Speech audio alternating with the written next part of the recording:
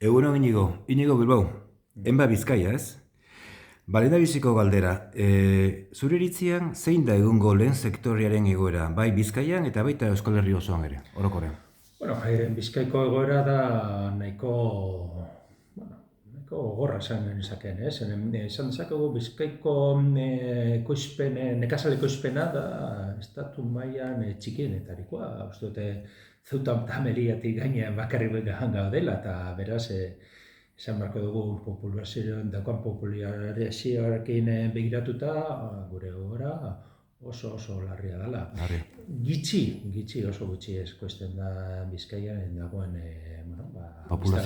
biztanleriarako, ez?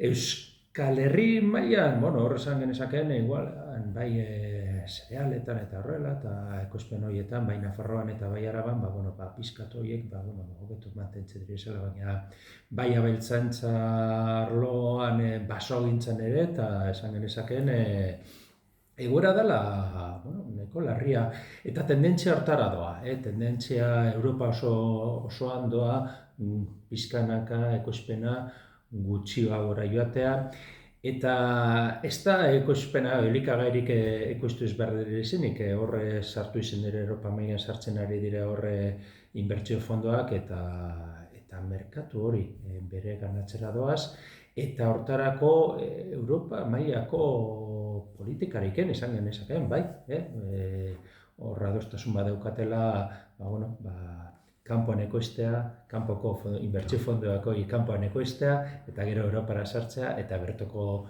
ekoizpena, bertatik kentzea. Baina Bizkaiara bueltatuz, gure egoera, ekoizpen oso txikia daukago, eta guztia galtzeko arriskuan.